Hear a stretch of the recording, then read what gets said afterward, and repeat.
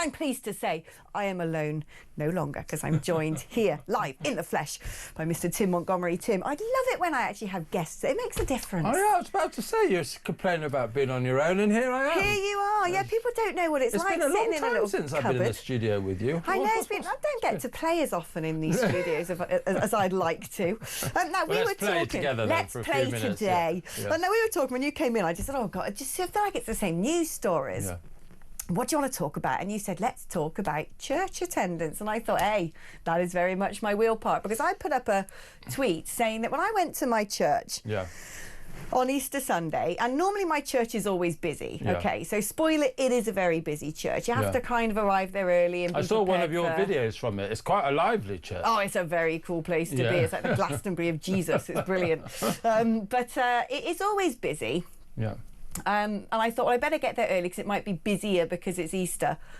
Every single pew in the main body of the church was used. They've got balconies up at the top. People were sitting cheek by jowl.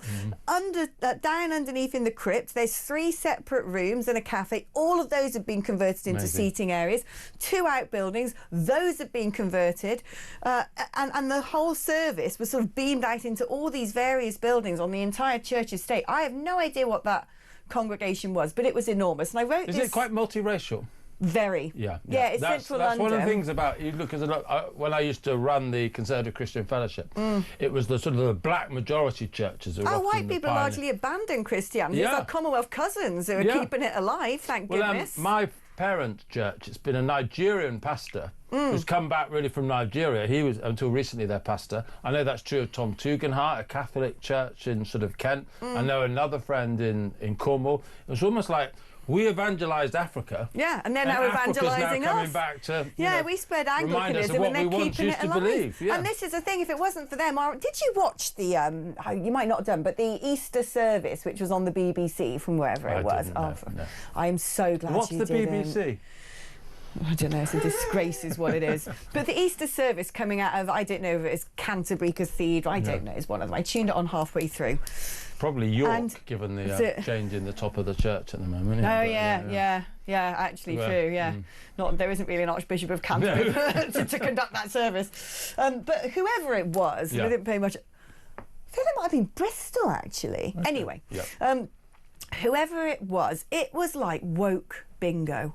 Oh my goodness. They mentioned within, like, you know, the whole sermon wasn't about Jesus dying, coming back to life, the hope that gave the world, what that represents, why that's so important. It would have been about trans and about migrants and probably spending cuts or Trump. No, you're missing the other vital one from their holy trinity. Okay, what have I missed? Climate change. Of course. Yeah, of course. It was inclusivity. It was climate change. And refugees. And I was like, oh, for God's sakes, is there nothing sacred? Literally, is there nothing sacred anymore? But when I put this thing up on Twitter saying my church is just bursting at the seams, it went viral. Yeah, well, I quote tweeted you. Over 1,000 messages underneath from people going, do you know what? Mine too, in a way I've never seen before. And it made the hair stand up on the back of my neck, because it does feel something's happening. Let me ask you a couple of questions. Well, one thing I should say, first of all, this is happening despite the leadership of the church. Right. This is happening, I would say God's making this happen. Yeah. We talked about the sort of African sort of people coming back to re-evangelise us and tell us what we used to tell them. But are a lot of men coming to your church? Because one thing I'm hearing is it's like they're arriving at church, often having read Jordan Peterson, and they've got an understanding of the church and Christian teachings, but they never got through school, they never got through popular entertainment, certainly not through BBC's religious affairs broadcasting. They've got it from somewhere else. And so it's about men, it's about Africa, it's about Eastern Europe, and something really significant is happening, because I saw your tweet, and then almost at exactly the same time, people who are in the Easter services saying, our churches are full. Yeah, up and down the country. You know, Easter and Christmas, there is always a bit of a rush, isn't there? They're the busy periods, right? But this was different. This was something is happening. I think it is probably a spiritual phenomenon, but also I think people see an Islamification of their country, which a lot of people are worried about. Extremely. And we all know that there are lots of very good Muslim people, but Islam is not the same as Christianity. It's a different religion, and I think people are saying, actually, maybe the religion, the Judeo-Christian basis of our society is worth defending. And I think people are going back to church partly for that reason. I was speaking to an apostate the other day, a Jordanian who now lives in America, and like many apostates and people who've come from the Middle East, that, you know, he said to me, you have no idea what you're messing with. Take it from countries who know. And, you know, Lebanon in 1911 was 60% Christian. Wow, yeah. Barely any Christians there now. Gone. Well, it is one of the things that really hurts me, and it's our fault, it's not the Muslims' fault, is when I see an old church being converted into a mosque. I know. I've got a really good reverend friend, actually, who's trying to buy a new church at the moment because it's for sale to developers, 250k up in Brierley Hill, I think it's Brierley Hill. I don't know how you say it, in the West Mids. And no, the risk is that the Muslims are going to buy it and turn it into a mosque, and he's desperately trying to crowdfund to make sure that doesn't happen. And the problem is, a lot of people out there say, oh, well, I wish, you know, wouldn't it be nice if we're still a Christian country? Wouldn't it be nice if people went to church? Wouldn't it be nice if we had a national identity, a sense of morality? If we had that fundamental framework, we wouldn't be having to go to the Supreme Court to say, you know, gnarly Neil can't go into the girl kids lose. It would be blimmin' obvious. We wouldn't have to sort of invent these neo-religions of celebrating refugees and trans and all this nonsense, because morality would have been from the top down, from a divine source, if you will, not for people to just make up themselves in a cultish way. Can I say one other thing? So I saw your tweet on Easter Sunday, which I was very approving of, and I saw another tweet, which, look, I don't want to kick Keir Starmer particularly, but I don't know if you saw. Well, I do. But did you see his message, Easter message? And he was obviously trying, and I don't want to be too mean to him for that reason, but he wanted to thank. No, he's very trying. He wanted. He wanted to thank Christians for what they had contributed to society. Oh, and it was like we were like an add-on. Oh, like a little funny minority group. Everything else, Christianity, you know, Britain was this big thing and Christians have made a little contribution. I would say, I don't know whether you read it, Tom Holland's Dominion. Oh, I've got it. It's on my bedside table. It's one of the best books. You know, if I had to, top 5 books I've ever read. Love that guy. And he says, Western civilization, it's not a little bit formed on Christianity, it's completely formed on Christianity. This country, its traditions, its liberties, its institutions, they owe everything to Christianity. And so for the Prime Minister, you know, he was trying, but it just suggested to me an illiteracy. He doesn't understand this country. He doesn't understand what it's built on. If you don't recognise, you don't have to be a Christian, you don't have to be a Jew, but if you do not recognise the Judeo-Christian basis of our society, I don't think you understand this country. It's interesting because, you know, obviously Christianity has just lost a massive leader in the Pope, not my form of Christianity, but the big debate is always, when it comes to who's going to take these leadership positions, is what kind of leadership is it going to be? And we've been blighted in the Church of England by the wokery, which is basically just goes, oh yeah, the Bible, well, it had some good ideas, but actually we need to interpret it in this whole new way and ignore half of what it says. Because, well, it's a bit out of touch, isn't it? It's like, what? You can't, that's the word of God. What are you doing? But when it comes to Jesus, the Pope, though, still has resonance, I think. I don't know whether you think... So you know, we're getting very religious here tonight. I didn't realise we were going to have like a sort of religious programme. My producer's sitting there. What they put on church popularity? They've made us strap to the screen because we sort of like, you know, caught them by surprise. But I don't describe myself as a Christian. I try and say I'm a follower of Jesus, because what I say is Jesus still does have resonance. I think people still have an understanding of Jesus, and also, I'm sure you would agree, I'm far from perfect. None of us are perfect. And following Jesus, it does suggest it's a journey. It's like we're always learning, we're always moving, and sometimes we don't follow as closely as we ought to. But actually, that following him and that his example, and the people have doubts about the Bible, but I think Jesus' teaching the example still has enormous power. I always say, if you're not, because people say, a lot of people say, I'd love to believe, but I just don't, and I just can't. And I say, well, look, you can still celebrate Jesus as a historical figure. Look at his teachings, and look not just how they've shaped this country. You're right with what Tom, you know, about that about Dominion, because what he's saying is it shaped the entire world. 100%. You know, before 2,000 years ago, people were literally in gladiatorial rings, and the abuses going on in Roman homes underneath the auspices of, you know, the male of the household. It was vile. It was blood-curdling, you know, narcissistic, pretty much much lawless, just really unpleasant. And especially when it comes to women as well, the person who protected and gave women so many rights was Jesus. He's the one who said, right, you know, no more of this infidelity, no multiple wives, you just have one wife and you'll look after her. And he also said at the Last Supper to Mary Magdalene, you don't have to cover your hair. No, I don't believe in all of that stuff.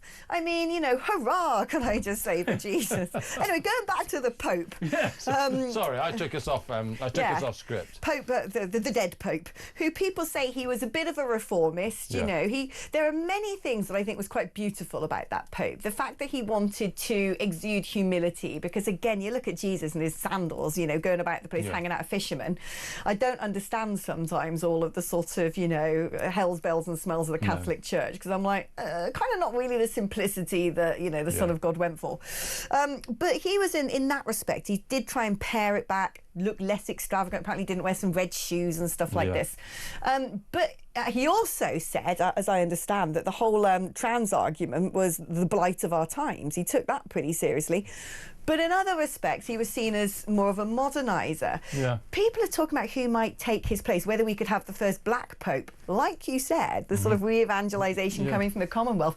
And actually, when you look at those people who haven't, you know, they've not allowed Christianity to be attacked by woke ideology, I actually think that would be a really good inheritor if it was someone from the Commonwealth who says, we're going back to the book.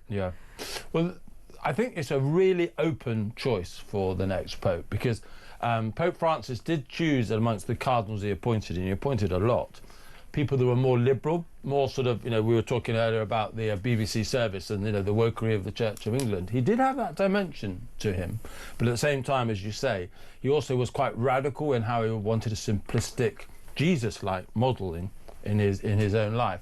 So I think if you look at the cardinals he's appointed, the big question is, and I don't think anyone I know, people who I respect in terms of their understanding of the Catholic Church, they all say we don't know who they're going to choose, because yes, they're liberal, but they're also quite in his image. A lot of them are from Africa, and there isn't really a philosophy like Francicism.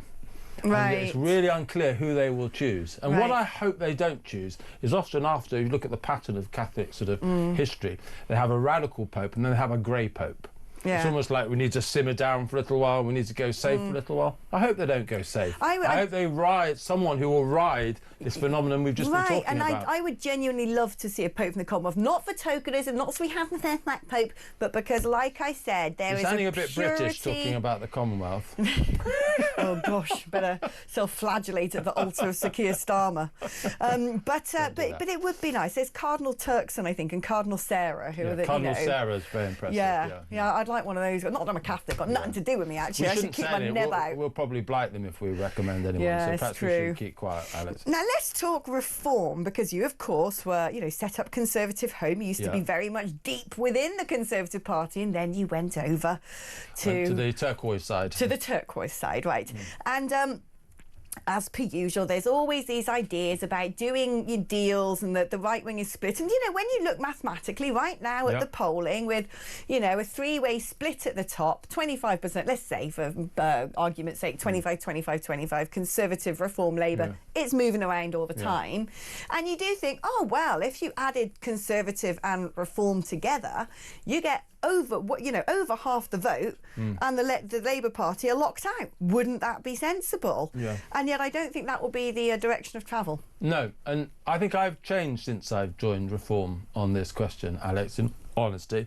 And I can understand why the Conservative Party would want a deal, because I think they're in real trouble. I don't know if you saw the poll today from YouGov, but they're down at 20 points. You know, they've gone backwards since the election. Reform, I think, we're about 6 or 7 points ahead, which is an extraordinary position for Her Majesty's opposition to find itself, being outvoted by Reform. And so I can understand why they would want a deal.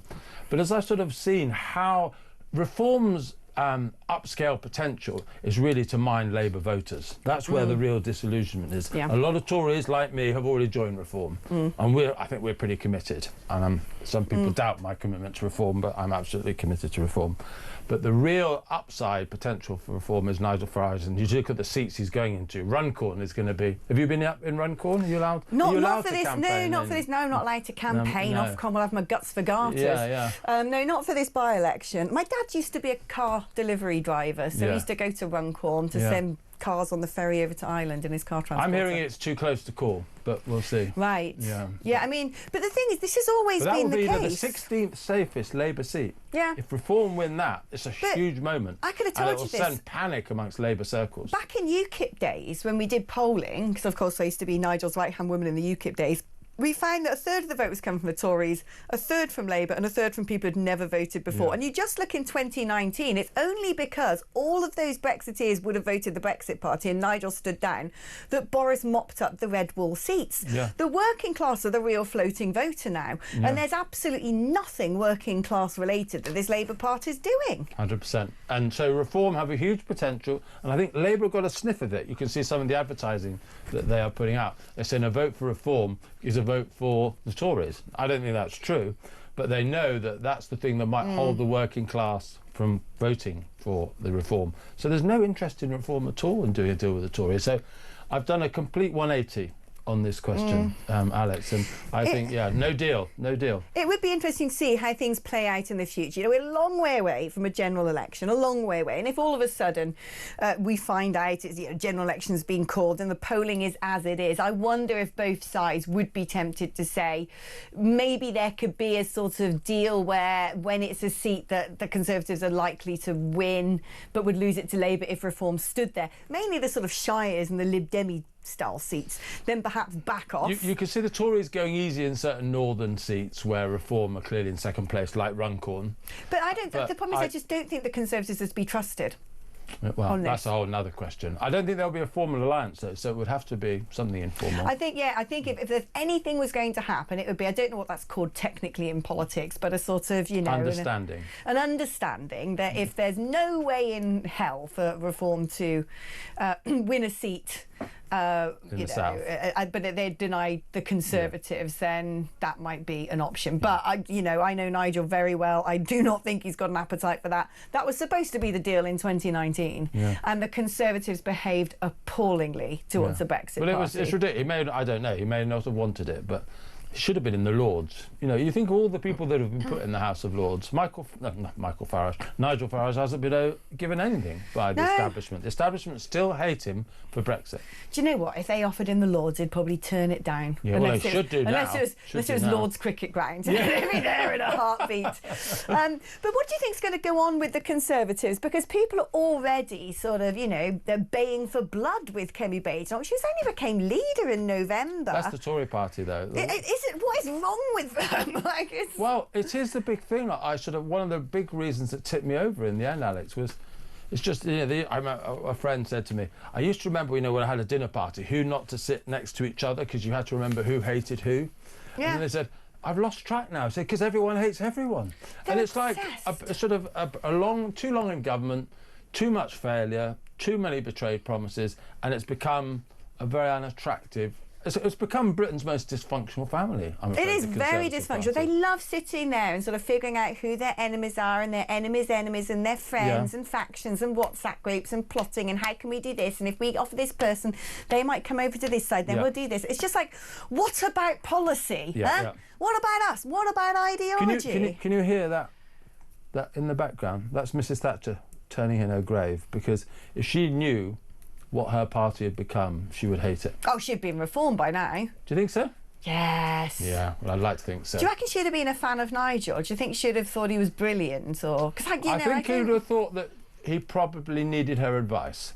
Just like Nigel needs your advice, Alex. But he's always got me the other end of the phone if he wants me. Not that I'm saying you're necessarily Margaret Thatcher. I'm not sure she would have approved of your pink jacket. Really? Maybe she would. She was actually she modelled British fashion, didn't she? Towards the end of her time, Aquascutum and all those brands. I've never really gone down the subject of Margaret Thatcher's clothes. If I'm honest with you. I was quite taken by Margaret Thatcher during my university years. Was she your pin-up? Did you have on there? I think we're not live anymore, are we? No, we are. That's the joy of it. Yeah. We really are. No, I did honestly. On my university wall when I was a student, I did have Margaret Thatcher. Did you? Yeah. Do you know, only because she was an amazing Prime Minister. Here's a dark confession. On my university wall, there used to be a magazine called Heat. Do you remember I remember Heat magazine? yeah. And they used to have Torso of the Week. Oh, yeah. And just as a joke, on my university, I actually had Tony Blair Torso of the Week. Yeah. I know. Now, I thought my confession was bad. Now you've it was done in irony. It was done in irony. Tim, thank you so much for coming in. Great. So we started off with Jesus Christ, and we ended up with talking about the torso of Tony Blair. Wow, that's quite a. If we plotted that at the beginning, how did we get there? We wouldn't have known how to, would we? Nope, absolutely not. Tim, it's wonderful seeing you Lovely as to see you. always. Thank you for actually coming into the studio.